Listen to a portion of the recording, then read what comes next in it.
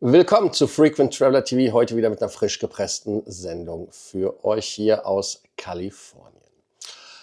Themen, die ich für euch vorbereitet habe, sind Lufthansa. Lufthansa will mehr Geld mit der Bundeswehr machen und quasi mit der Verteidigung ihr Portfolio an Umsatz erhöhen bei MRO und bei Wartung, natürlich ist das, aber auch bei Training, Ausrüstung und so weiter. Wir haben weiter natürlich am Montag einen Streiktag. Da habt ihr natürlich auch Rechte. Also das heißt, es ist jetzt nicht so, dass ihr am Montag da einfach steht und euch gesagt wird, es ist Streik und komm mal morgen wieder oder komm irgendwann wieder, wann es Ihnen passt. Weiter haben wir dann in dem Themenportfolio Airbus. Die haben im Februar mehr Flugzeuge ausgeliefert als erwartet eigentlich. Und wir haben einen Teenager, der meinte, eine Schrotflinte, die geladen ist, müsste man ins Flugzeug mitnehmen. Gott sei Dank in Australien, Gott sei Dank nichts passiert. Dann haben wir noch Skype. Skype wird beerdigt. Rest in Peace, wie man so schön hier in Amerika sagt. Da muss es Alternativen geben. Also ihr sollt da euch umorientieren. Ihr denkt daran, wie immer den Kanal zu abonnieren, die Glocke anzumachen, einen Like dazulassen. Und natürlich auch eventuell auf School in die Community zu kommen, um da dann natürlich noch mehr Informationen zu erhalten. An dieser Stelle, wie immer, geht es direkt los und zwar Montag ist Streiktag. Der Streik betrifft die Flughäfen und zwar sind das die Flughäfen, eigentlich ist es kürzer, wie ich gestern schon sagte, die Flughäfen zu nennen, die nicht bestreikt werden, aber es ist München, Stuttgart, Frankfurt, Köln, Bonn, Düsseldorf, Dortmund, Hannover, Bremen, Hamburg, Berlin, Brandenburg, Leipzig, Halle. Und genau das ist der Punkt. Wir erinnern uns zum Beispiel, dass die TUI damals, und war es auch Eurowings, ich weiß nicht mehr, die haben halt Flughäfen angeflogen, die nicht bestreikt werden. Das wäre zum Beispiel Nürnberg als Stichwort. Aber das ist nicht nur das Recht, dass ihr zu einem alternativen Flughafen gebracht werdet, zeitnah, sondern auch, und wichtig ist, ich bin kein Anwalt, deshalb rede ich auch nur allgemein darüber, ist es so, dass ihr natürlich Ticketerstattung oder Umbuchungsrechte habt. Also das heißt, ihr könnt euer Ticket erstatten und natürlich auf eine alternative Beförderung gehen. Weiter gibt es natürlich auch Hotelübernachtungen und auch Verpflegung. Ausgleichsleistungen sind natürlich zwischen 125 €, also die Hälfte von den 250 je nach Zeit, aber auch bei 600 gibt es kein Halten, hätte ich fast gesagt. Also 600 geht auch, je nach Strecke. Und die EU-Fluggastverordnung, die EU 261/2004, hat halt wichtige Faktoren, um diese Entschädigung auszurechnen. Und das ist halt, dass man sich als Fluggesellschaft um die Verkürzung bemühen muss, ganz aktiv. Weiter ist es so, dass man natürlich auf alternative Flughäfen umgeroutet werden kann. Nürnberg ein Stichwort, Salzburg, ja, aber auch Brüssel, also alles, was grenznah ist.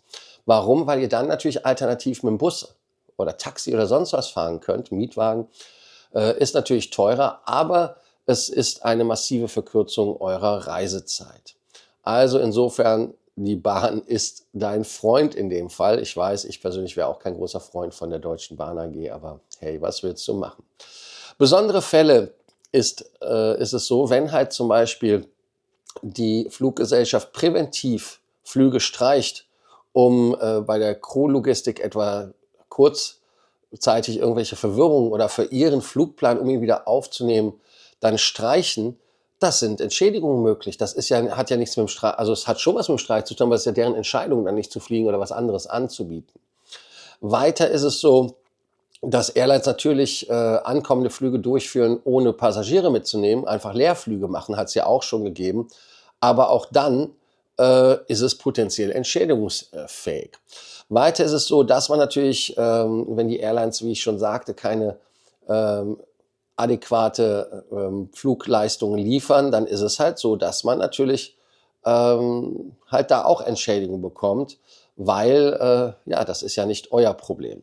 Fazit, natürlich kann es auch sein, dass man bei Streiks auch durch Fremdpersonal Beförderungsentschädigung bekommen kann. Eine Beförderungsentschädigungsleistung, wieder typisch deutsches langes Wort.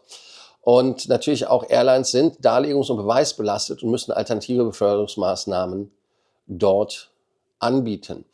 Und ich kann da nur unseren Dr. Raböse empfehlen. Er ist da sehr versiert. Und er hat da ja auch Beispiele gesagt, zum Beispiel, dass er da halt in Anführungsstrichen schon viele Fälle hat und er hatte auch gewonnen. Heißt also, wenn man halt da einfach guckt, dass man, wie bei TAP zum Beispiel sagt, we inform that our flight TP Lismuk am 6. Februar in 2025 to General Strike in Munich, dass man dort natürlich sagen kann, ja, dass man das halt nicht als Fall sehen kann, weil wenn der Flug am Vorabend schon ausfällt, weil man am nächsten Morgen nicht rauskommt, ist halt so ein Klassiker, wo man das machen kann. Also wie gesagt, konsultiert euren Anwalt des Vertrauens und schaut, ob ihr da die Fluggastrechte geltend machen könnt. Es ist also nicht ganz so einfach natürlich als Selbstläufer. Es kommt immer auf den Einzelfall an. Ich bin, wie gesagt, auch nochmal darauf hingewiesen, ich bin kein Anwalt, aber beschäftigt jemanden, der sich damit auskennt und Raböse ist da meine Empfehlung. Kriegt kein Geld, ich muss mal mit Matthias sprechen, ob er mir Geld gibt. Matthias, nein, er bereitet mich immer sehr gut und deshalb ist das schon okay. Wir gehen thematisch zur Lufthansa oder aber auch zur Luftwaffe, zur Bundeswehr. Und zwar ist es so, dass die Lufthansa auf mehr Geschäft hofft mit der Bundeswehr und gerade in den Bereichen Pilotentraining, aber auch MRO, also das heißt Maintenance und so weiter, ist es so, dass man ja jetzt natürlich in Deutschland wesentlich mehr Geld für Rüstung ausgeben will. Es kommen auch Waffensysteme, die die Bundeswehr selber noch nicht warten kann, wie den F-35. Da hat man ja auch externe Dienstleister wie die Lufthansa gebeten, das zu übernehmen. Und die Wiederaufrüstung aufgrund des Ukraine-Krieges ist ja sehr evident. Wir hören ja auch von dem Paket, was da die CDU, SPD schnürt, um die Bundeswehr oder auch Deutschland verteidigungsfähig zu machen. Und Carsten S. sagte, mit den Entscheidungen der letzten Tage gehe ich davon aus, dass das Volumen hochgehen wird. Und zwar auf realisierbare Investitionen in die deutsche Verteidigung. Weiter ist es so, dass man ja natürlich auch neue Systeme, nicht nur den F-35 bekommt. Ich zähle es einfach mal auf. Ich bin leider nicht mehr so der Experte, wenn es um Militärfliegerei geht. Zu lange weg von Y-Reisen. Die CH-47 als Transporthubschrauber, neue Eurofighter, die P-8A Seeaufklärer, das sind ja 737 MAX im Prinzip. Oder sind es noch die Neos? Entschuldigung, Neos sei schon die Classic oder die NGs. Also ich meine, das wäre jetzt die neue Version, aber da könnt ihr mal gucken, das ist ein guter Punkt, wo ihr unten schreiben könnt, ist die Poseidon eine NG oder ist es eine Max? Gut, auf jeden Fall ist es so, dass die Lufthansa ja sehr gute Beziehungen zur Bundeswehr hat. Die Lufthansa hat ja auch damals in Arizona mit der Bundeswehr zusammen ausgebildet, also insofern ist es gar nicht so schlimm. Und ich denke mal, dass da für die Lufthansa Geschäft zu suchen ist. Man kann jetzt grundsätzlich darüber streiten, welche Flugzeuge man nimmt, ob man sich auf Amerika verlässt mit dem sogenannten Kill-Switch. Es gibt ja viele Produkte, die haben einen Kill-Switch. Kill-Switch heißt, dass wenn der Verkäufer eines Produkts nicht happy ist mit dem Usage von dem Kunden, dann drückt er einfach auf den Knopf und damit ist die Maschine tot. Gibt es, glaube ich, in der Landwirtschaft auch, gibt es auch bei anderen Produkten. Deshalb finde ich das sowieso thematisch. Aber hey, wir wollen nicht hier in die politische Diskussion. Aber ihr könnt ja unten schreiben, was ihr davon haltet. Wir haben etwas aus Australien und das ist eine Geschichte, die mehr verstörend ist als alles andere. In Melbourne ist ein Teenager mit 17 Jahren mit einer geladenen Schrotflinte in ein Flugzeug eingestiegen. Die Frage ist, wie hat er das überhaupt dahin geschafft? Und er wurde dann von der Besatzung und mehreren Passagieren überwältigt, wie die Polizei sagte. Das hat sich am Flughafen Avalon zugetragen, also nicht Melbourne. Und das ist westlich nämlich von Melbourne. Und verletzt worden ist niemand. Der Kollege ist durch ein Loch im Zaun reingekommen. Damit weiß man, dass er nicht durch die Security gegangen ist. Und er ist wie ein Flughafenmitarbeiter gekleidet gewesen. Über die Treppe hat er eine Maschine der Jetstar betreten mit 160 Passagieren. Und ein Passagier berichtete der Australian Broadcasting Company, also ABC Melbourne, Ehe wir uns versahen, war da eine Waffe, eine Schrotflinte. Alles, was ich tun konnte, war die Waffe aus dem Weg zu schaffen, sie die Treppe hinunterzuwerfen. Und dann haben die den Teenager am Boden festgehalten, bis die Polizei gekommen ist. Und der Junge war anscheinend auch relativ verstört. Er sagte, er hätte auch noch eine Bombe in der Tasche. Der Junge ist in der Untersuchungshaft. Und natürlich hat er dort jetzt viele Probleme, ehrlicherweise, weil das natürlich mehrere Sachen sind. Heißt also Gefährdung der Sicherheit eines Flugzeugs bis eine Schusswaffe, falsche Bombendrohung, um nur einige zu nennen. Und man hat jetzt am Flughafen Avalon die Sicherheitsvorkehrungen erhöht, aber man sieht halt auch, Sicherheit ist nicht absolut möglich. Und wir haben ja auch in Deutschland schon Leute gehabt, die den Zaun durchbrochen haben.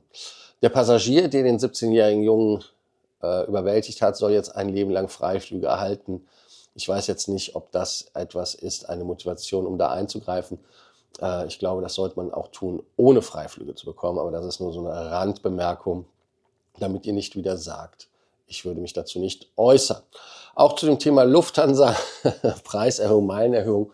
Ich habe dazu ein Video gemacht. Also nicht nur ich, sondern Simon. Das kommt morgen. Also seid gespannt, da kommen wir auch zu. Also das heißt, wir werden hier keine Themen auf dem Kanal unterdrücken oder nicht besprechen. Airbus. Airbus hat mehr Auslieferungen gemacht als erwartet. Und zwar ist es so, dass man Airbus 40 Maschinen im Februar an die Kunden gebracht hat.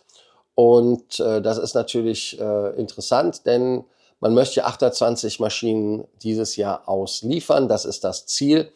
Und der Auftragseingang ist etwas rückläufig gewesen. Man hat nur Bestellungen über 14 Maschinen hereingeholt, hat aber auch keine Stornierungen sich reingeholt. Also insofern ist das auch okay. Und wenn man sich anguckt, im Januar hat man nur 25 Flugzeuge ausgeliefert. Also hier eine Steigerung. Wir haben dann ein Thema Skype. Und jetzt sagt ihr, Skype, gibt es das überhaupt noch? Ja, das ist mir auch so gegangen. Ich hatte früher Skype genutzt. Ich weiß gar nicht, wie lange. Ich war den Leuten in Estland dankbar, dass sie Skype gemacht hatten, weil Skype mir ermöglicht hat, zum Beispiel mit einer deutschen Rufnummer weltweit erreichbar zu sein, weil Skype mir ermöglicht hat, weltweit anzurufen bei Callcentern. Aber irgendwann wurde Skype ja übernommen von Microsoft. Und Microsoft hat dann wirklich angefangen, das Leben schwer zu machen. Und ich habe Skype ja auch genutzt, um zum Beispiel 0800er-Nummern anzurufen.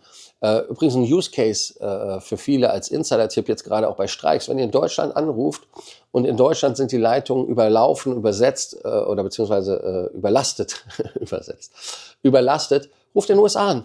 Da kommt ihr relativ schnell durch, müsst allerdings Englisch sprechen. Ich nutze dafür mittlerweile meine amerikanischen Telefonverträge, die alle mit Wi-Fi-Calling oder WLAN-Anrufen funktionieren. Aber Skype habe ich schon lange nicht mehr auf der Agenda gehabt. Ich hatte Skype das letzte Mal, glaube ich, genutzt, so mit Mario, als wir noch die Sendung zusammen gemacht hatten über Skype. Dann sind wir umgestiegen auf einen anderen Betreiber, weil Skype halt wirklich ein Problemkind ist.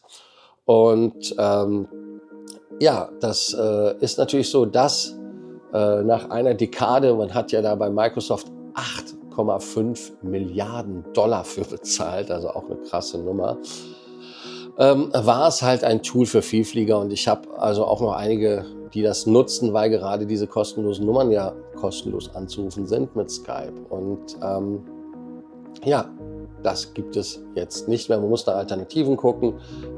Ich hatte euch meine Alternative ja genannt, aber es gibt ja zum Beispiel auch Google Call oder wie das da heißt. Benutze ich aber auch nicht. Ich gemacht alles über meine Telefone und über WLAN mit der amerikanischen Karte. Insofern könnt ihr ja unten auch schreiben, was ihr davon haltet und ob ihr Skype genutzt habt. Ich habe jetzt vor lauter Glück, muss ich ja ehrlicherweise sagen, die Frage des Tages vergessen. Die Frage des Tages war natürlich, seid ihr vom Streik am Montag betroffen und wie seid ihr von den Fluggesellschaften umgebucht worden? Habt ihr dort eine gute Serviceleistung bekommen oder beziehungsweise wie habt ihr dann reagiert? Habt ihr selber das Ganze dann in die Hand genommen? Da könnt ihr ja auch einmal gerne unten berichten in den Kommentarspalten und sagen, was ihr dazu denkt. Wichtig an dieser Stelle ist wie immer, den Kanal natürlich zu abonnieren, die Glocke anzumachen, ein Like da zu lassen und kommt aufs School, dann können wir die Themen besprechen. Habe ich was vergessen? Ich glaube nicht. Ich danke euch, dass ihr heute wieder dabei wart und ich freue mich auf euch zur nächsten Sendung. Also, bis dann, ciao und ich genieße jetzt die Sonne. Hier ist ja gerade erstmal kurz vor 8 Uhr morgens. Also, bis dann, Grüße nach Deutschland, bis dann, ciao, ciao oder wo auch immer ihr schaut. Ihr könnt übrigens auch schreiben, wo ihr schaut. Bis dann, ciao.